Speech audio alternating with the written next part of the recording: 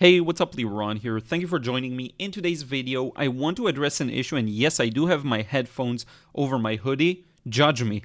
So in any case, I want to read you a comment that I got from Lisa, and I think this is an issue that many people have in common.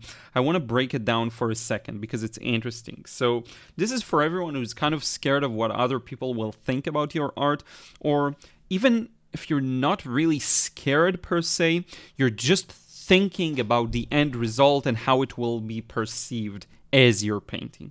Okay, so two kind of main issues here. So let me read a comment, and I already replied to it. It's from my video on the Venice scene against the light. I've been procrastinating. Sorry, that's Lisa says. I've been procrastinating for some unknown reason to paint this loosely. I want to. Honestly, I think I'm afraid people will think I didn't spend enough time on the painting, so it can't be good. People don't understand how challenging this type of watercolor is. They think details and likeness are what's important. Now, you want to know why I'm not painting for myself and worrying about what others think? I don't know. Why? I wish I could get over this hurdle. If anyone has a way to help me pass this, I'm open to any ideas. Love the video. Thanks. Thank you so much for the comment, Lisa. So here's my take on it. First off, if you're worried about what other people will say about your art, right? If you have that worry, something that I would highly recommend is just take a few steps back and understand watercolor is meant to be fun. So one thing you can do is just decide right out the gate, and I did a short video on it, a reel on Instagram, right out the gate, decide this painting that I'm going to be working on right now, I'm not going to show it to anyone ever, right? Now, this is important because what happens is when you paint purely for yourself, different things happen. Different things click. Let me try and paint you an analogy, right? In our day-to-day lives, at least that's how it is for me, right? Sometimes you just spend time. I'll spend my day, and then suddenly a worry will pop into my head. Different kind of things I need to take care of, I need to worry about, right? Because this is life. That's a part of it for me at the moment that it kind of changes. It happens more often than less often.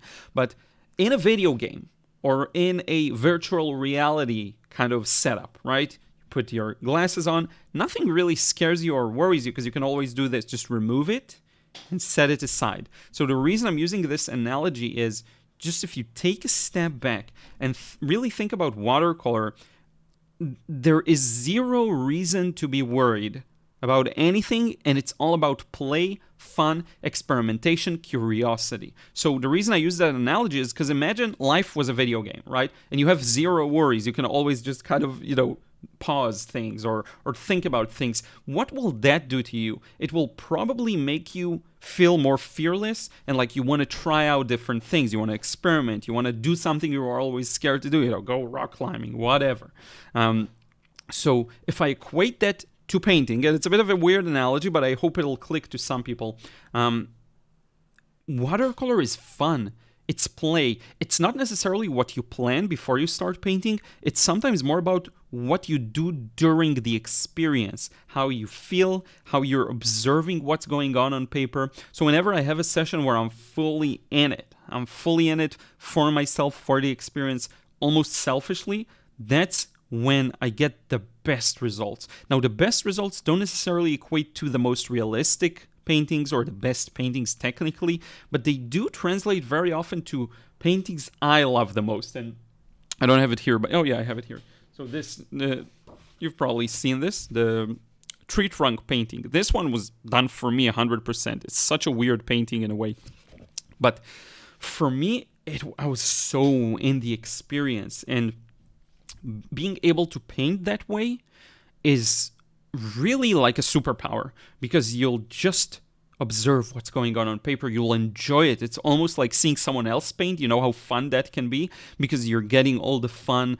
Someone who's skilled and you look at them paint, you're getting all the fun kind of experience and result. Beauty unfolds on paper. Why don't we feel that way towards our own painting processes, right? There's no reason not to feel that way.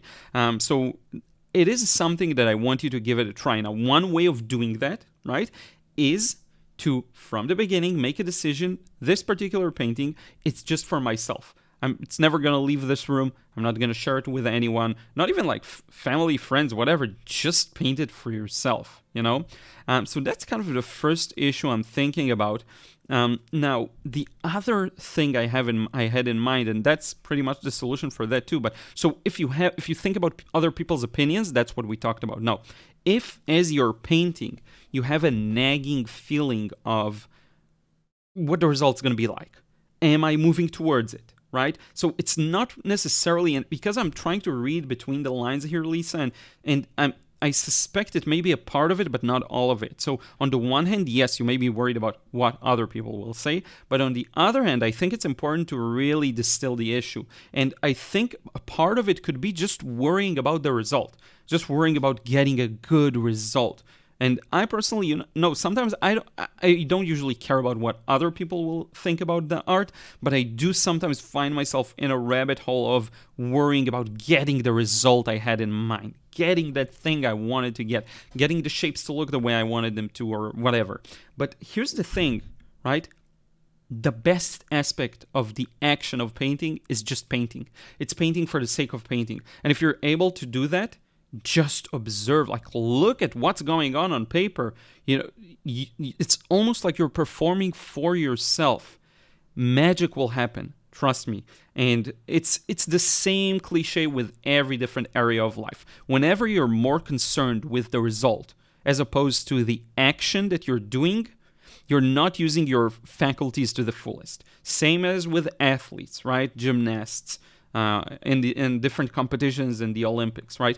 If what you have in mind is the result or worrying about how you're going to be perceived, you're not using the fullest faculties. If your worry, quote unquote, is to execute your skills in the best, cleanest, purest way possible, that's just what's going to happen, right? So if your intention as you're painting is to just enjoy the act of painting, you will enjoy it, and you will produce something remarkable. Not necessarily your best work, not necessarily a technically good work, but something that is remarkable. And from looking at especially younger people paint and how they're sometimes more, I would say, more fearless to just play around with the paint, there is so much beauty in the washes they create and in the different transitions. There's not so much of the rigidness, So these are kind of my two takes. Again, if you're worried about what other people will think, just do it for yourself. And if you're worried about the result, remember that the magic happens in the painting process itself, right? In the action of painting. Just like you enjoy, food, or if you're into sports like running or walking, hiking, whatever, So yeah, this is pretty much it for today. I hope that helps. I hope that gives some encouragement. Don't forget that right now, at this point in time, you have complete freedom to achieve your goals.